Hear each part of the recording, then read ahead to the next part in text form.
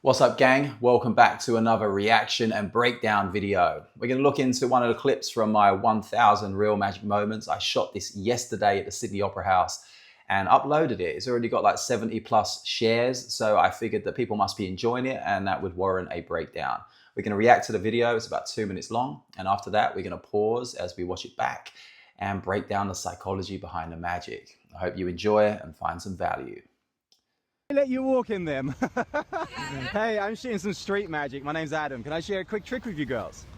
Yeah, it'd be free. 2 minutes till Cuggets, yeah. All right, we'll do it. Oh, you're the only one with your hands free. What's your name, miss?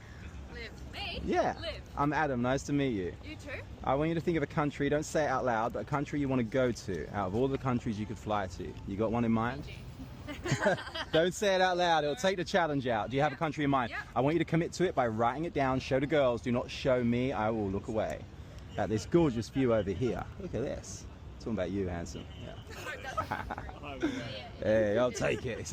You got it? Don't show me. I'll peek if I can. Get the pen back, please. All of you have seen this. I do want you to drop that face down on top. There we go. And I do need you to grab all of these. So can I get both hands? I want one hand out like this, the other hand on top like a secret. Is that all right? Well, just like so. And you are thinking of a place. I didn't hear any giggling, so you really thought of a place. You didn't write wanker or something like this. No, you got it. Thank you. All right. Well, Liv, I want you to think about this. First step we do when we get to the airport is we drop our luggage. We see this big black screen that has got the gate number, the destination, and the time of the flight. Tell me what time you fly. I will tell you where you're going. Yep. What time do you fly? What time do I fly? Yeah. What time is the flight? 7:20 p.m. For real? Yeah. The reason I ask is like it felt like a free choice to you, but I set my watch earlier to a time which was 20 past 7. Oh! So the synchronicity is already lining up. Looking at me, thank you for flying on the 7:20 flight to. In your mind, you see it. On your mind, you say it. This is your pilot speaking. We are heading to, and you're heading to. You go to touchdown. You take a deep breath in, and they say, konnichiwa, welcome to Japan. What the? You want to go to Japan, yeah? Let me see. That's weird as. What have we got? That was Japan. Yep. Your flight leaves at 7:20, young lady. Do not be late. Your trip's already begun. So Have a you lovely want me to magical. Japan? Go to Jetstar. They'll tell you where to go. He gives you the plane ticket. Well done, Catch you, gang. All right. Let you walk in them. Let's break down the video. Firstly, incredible bunch of young ladies and a gent. They have obviously just come out of a venue or a show at the Sydney Opera House. They're all dressed to the nines, and they've got an Uber or something coming in a couple of minutes, as we've heard someone interject with. So firstly, I saw them wandering around, and I heard the commotion and the giggling as this lady who is currently in the center shot, carrying her coat. She's walking in high heels on the cobblestones, and her heels are going all over the place. So my opening moment was, they let you walk in them. I thought it was funny. They thought it was funny. And my job with these moments is to cut past the, oh, hello, excuse me, stranger. I'm Adam and I'm doing, like, if I can jump straight in, I consider this like jump rope, right? Like getting in is the tough part. But if you can just get in with the rhythm that's required, then you ain't got to warm up. You just get straight in there. And this is something that I do love to do. Just cut past the social norms of, hello, excuse me, do you have a few moments? Like, I don't care about all of that. I want to connect with them on their level as if I'm a mate that they know, or like coincidentally bumping into someone who they've met before. I want this kind of energy. I want people to be like, what, do I know you or something? You're like treating me like one of your mates. So, all right, let's jump in. Hey, I'm shooting some street magic. My name's Adam. Can I share a quick trick with you girls? All right, so I've already justified so much. I've, opened the group with my silly little quip, jumped into something relevant and observation based about their behavior, what's going on. And then quickly, I'm Adam, I'm shooting some magic, and I share a quick trick. So bomb, bomb, bomb. All in a couple of seconds, justified my presence, give them context to what is going on. And I've said I'm shooting some street magic. So if they stop, that considers as consent to film. Anyway, they all seem pretty chill.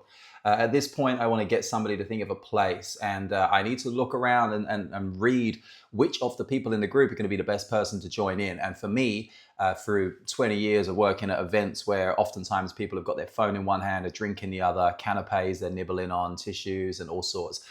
Like, you got to look for people who you can either unburden from the items they're holding, or someone who is already pretty much hands-free. If she had a phone on her or something, I probably would have reached out, grabbed it and passed it to a friend. You look after that. So often when someone's got a drink at an event, I'll do the same thing. I need 2 hands from you, and I'll reach over and I'll take their drink, and I'll reach over and I'll say, thank you for being a gentleman and looking after their drink. And someone will just take it. You'll be amazed how much a little bit of authority will go a long way. So let's keep going. Yeah, it'd be free. 2 minutes till the car gets here. 2 minutes. Right, we'll do it. Oh, you're the only So they've expressed a time constraint. They've got 2 minutes till the car gets here, and I'm like, don't worry, we'll do it. Like, I'm just going to push forward. I know this isn't going to take long. It's going to be worth it to them. We do have this subtle time constraint going on, but whatever, man. It's all good. of your hands free. What's your name, miss? Liv. Me? Yeah. Liv. I'm Adam. And like, you can see her like meandering backwards in the golden glow of sunset, and she's like stepping away from the group. And perhaps it could be that she doesn't really want to be involved in this, but you can see her reaction when we do start to communicate, like she's really comfortable in this situation. So maybe that wasn't the case. She's just looking around, what's this, what's going on? But she was the only one with her hands free. So I actually draw attention to her, but she's looking away into the sunset and she doesn't see. But then a friend addresses her and says, Liv, that's Liv. And then Liv responds, oh, me, okay. Nice to meet you. You too? I want you to think of a She's country, in. don't say it out loud, but a country you want to go to out of all the countries you could fly to. You got one in mind?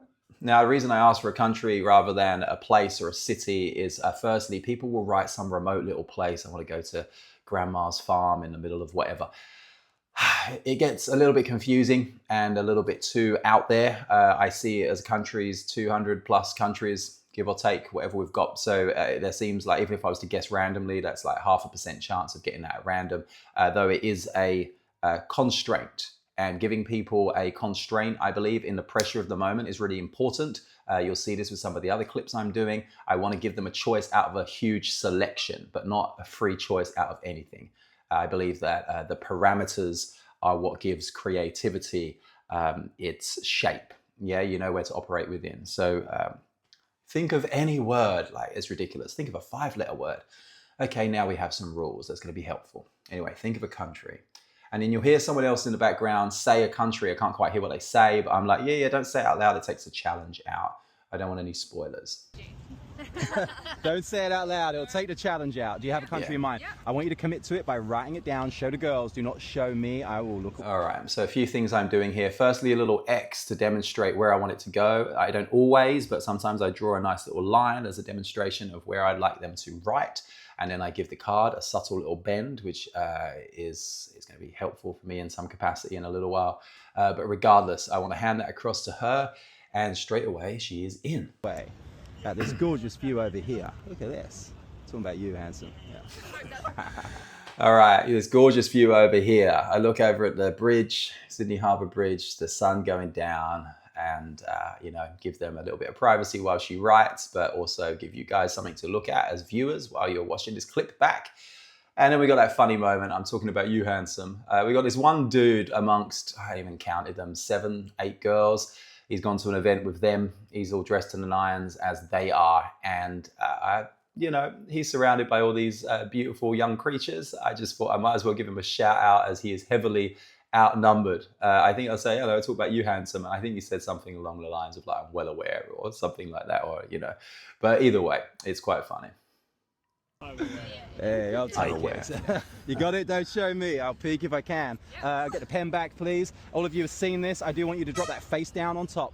There we go. And I do need you to grab all of these. So can I get both hands? I want one hand out like this, the other hand. Also, I don't know if you noticed, she actually flashed that at us, but we don't see what it says because the sun is beaming. You got it? Don't show me. I'll peek if I can. There we go. She flashes get the it pen at back, me. It's please. hilarious. All of you have seen this. I do want you to drop that face down on top. There we go. And I do need you to grab all of these. So can I get both hands? I want one hand out like this, the other hand on top like a secret. Is that all right? Well, just like so. And you are thinking of a place. I didn't hear any giggling, so you really thought of a place. You didn't write wank. All right. Perfect place to pause right there.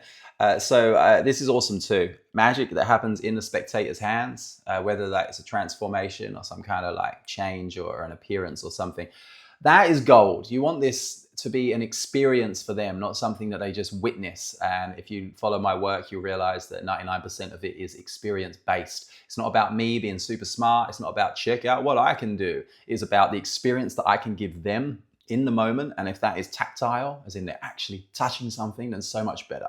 Hold on to it like a secret. You know, it gives them a little bit more control and a connection with what they've written, and the idea that there's no way I could understand or know what that is. And then I do like to double check with them just to make sure you did write a place. I didn't hear any giggling around. You didn't write, in this case, wanker, or didn't write something silly. Depends on the group. I might say something like this. Sometimes I skip this part, but for the most part, it's a really wonderful way of just double checking and dismissing any suspicion that might arise from the changeover of hands that just went down. Or something like this. No, you got it. Thank you. Okay. All right. Well, She's Liv, with me. I want you to think about this. First step we do when we get to the airport is we drop our luggage. We see this big black screen that has got the gate number, the destination, and the time of the flight. Tell me what time you fly. I will tell you where you're going. Yeah. Amazing, like she's in there. I'm asking her to picture this thing. I'm using my phone, which may or may not be an integral part of the next part of what I'm about to do.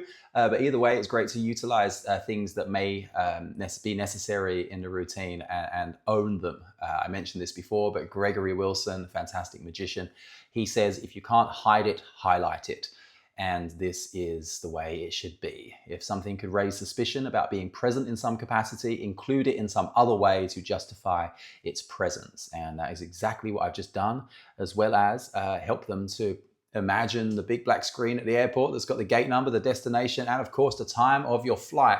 Now I did just say, tell me what time you fly, I'll tell you where you're going. She says, yep. And she doesn't just tell me. So I have to usher it out of her a little bit more. When do you fly? What time do I fly? Yeah, what time is the flight? 7:20 p.m. For real? Yeah. The reason I ask is like it felt like a free choice to you, but I set my watch earlier to a time which was 20 past 7. Oh. Look at that reaction, right? So how far are we in? I don't know, a minute or something into this interaction. And she's already had this like, okay, that's ridiculous. And then I jump into a line about synchronicity. The synchronicities are already aligned. Now, I'm looking at the group of these young ladies and I'm using synchronicity as a word, which maybe is something that they might be intrigued by. I don't know. I've met a few tarot card flippers in my day, and these young ladies look like they might flip the odd tarot card once or twice to navigate their life. Who knows? So synchronicity, I think it's kind of cool. And when we do go on an adventure, oftentimes the synchronicities in real life do lead us towards it. I hope this is one of them for her trip to Japan. So the synchronicity is already lining up. Looking at me, thank you for flying on the 7:20 flight to. In your mind, you see it. On your mind, you say it. This is your pilot speaking. We are heading to, and you're heading to. You can see her leaning in a little bit too. We've got a couple of people behind now with like wheelie boxes that have got like tech props or something coming from the event spaces at the Opera House. Clonk, clonk, clonk, clonk. Sounds like a skateboard across cobblestones. I was concerned at this point whether or not it will ruin the clip, but it doesn't actually get in the way of the audio too much, but you can see her leaning in just to stay locked in, and I'm just trusting that in the next 5 seconds or so, that will be out of earshot. So she's with me on this. We've got the time locked in. As you can see, I'm controlling her hands here because I want her locked in with me. There'll be moments where I'm looking at me and I want her to have this connection here and then, as if something mystical or magical is about to happen. Who would have think it, huh? You go to touchdown, you take a deep breath in, and they say, konnichiwa, welcome to Japan. All right, let's talk about that. Take a deep breath in. And then I time that. And they say, konnichiwa, welcome to Japan. It's useful to look at the top 10 places that you might get asked to go to, or people might be choosing to travel to. See if you can figure a few words out that might be relevant when they land. I don't know huge amounts, but I know enough for moments like this to hit. If someone's going to Hawaii, they touch down, aloha, welcome to Hawaii. It's really simple. New Zealand, kia ora, welcome to New Zealand. You can just find a few phrases that seem relevant, and suddenly it seems so much more tailor-made when you are journeying with them on this. I would also give you a little moment of my background. Before I kind of really got into magic as a profession, I did a course in NLP, neuro-linguistic programming. Neuro-linguistic programming is essentially the way that language and our brain operate together. Language being just the operating system of our brain, so the way we think and speak pretty much shape out the reality to which we live. And in that, we would use various terms to lock in futures that we wish to have. And essentially, I'm using NLP techniques here to give a strong emotional attachment to a reality she's building in her head. She's actively going along the journey. She's at the airport. She's on the plane. This is your pilot speaking. She's about to touch down. She gets off the flight. All of this happening in a couple of minute interaction with a stranger on the street, but it's very real for her, punctuated by the immense emotional impact of me getting the revelation correct, all of her friends erupting in response around her. Another great reason why people should be showing the people what it is that they're connecting with, so everybody else can be somewhat on this trip with them, at least on this magical journey for the sake of this short interaction. Big reaction from her as she wishes to head off to Japan, and we'll just wrap up the video. You want to go to Japan, yeah? Let me see. That's weird as. What do we got? That was Japan. Yep. Your flight. It's a very subtle struggle for me to get this business card out. You know, I see I'm fishing through and I managed to pull out a couple, and I have to remove the last one just to get to hers. A little bit of theatrics, tiny bit, just to aid in the how do I put this? I wanted to make it seem real and for them to know that there's no way I could have seen it, because look, it's even difficult to get it out of the stack with a rubber band on it. So, you know, what could I know? How could I have peeked at what it is that she has said or written? How could I know what she's thinking? All right, so your flight leaves. It leaves at 7:20, young lady. 7:20. Do not be late, your trip's already begun. Beautiful little visual there with the card under the watch. She says something along the lines of like, can I get a ticket? Or have, you know, I can't quite hear her, but it was something along the lines of that. So Lovely magical. Go to Jetstar, they'll tell you where to go. all right, Jetstar being the budget airlines over here in Australia. Go to Jetstar, they'll tell you where to go. Obviously a nice little double meaninged point there. Quite funny, but Jetstar, if you're looking for someone to help create magic around your flight offerings, I know a guy. All right, so now we've got the friend laughing around. He's going to get you a ticket. The plane ticket. Catch you, gang. All right, Let you walk in them. beautiful. Hey, I'm shooting some street magic. So beautiful moment. This young lady was originally going to be my target, of course, you know, but when I realized whose hands were free and whose weren't, we went with the lady we've got. But ultimately, like, it just shows you what you can do with complete strangers if you are bold enough to walk over and approach and cut through the social nonsense and the cues and the manners required. Let's just jump in as a human to human, quickly justify my presence, what I'm doing, what they can quickly expect to happen during this moment. And of course, they don't know where any of this is going, but did I boost their morale? Did I make an impact on their day? Absolutely. I've got no idea what show they just went to see. I've got no idea where they're going for dinner next. But what I do know is I've given them the most unique experience that they could possibly even begin to imagine for the liminal space between their show and their next appointment. This is the power of what we do. If you're interested in learning the methodology for how I achieved this, then I am currently taking consultation calls. And on a one-on-one call, I will teach you the ins and outs, the nuances of how I do this. This has got me booked many times. I remember years ago, I used to do this with names instead of places. And I received a phone call. This was way before COVID. And I received a phone call saying, hey, Adam, I'm looking at one of your business cards with my name written on it. A friend met you at an event, thought of me, and she gave me the card. So there's another way of doing it too. But ultimately, you want a bigger than them thing attached to your business card with a memory and an emotionally poignant moment. Yeah, if you want to learn this, jump on a consult call with me and I'll break this down step by step on how you can achieve moments like this. But until then, I hope you've enjoyed the psychology and the thought process behind this particular little moment. It certainly brightened my day, and I'm actually going to head out to the same spot real soon to see what else we can farm for clips. Have an awesome time, guys. Remember, respect the magic. We have power as magicians to create truly transformative experiences and uplift the people we perform for. Make it about them. Until next time, peace.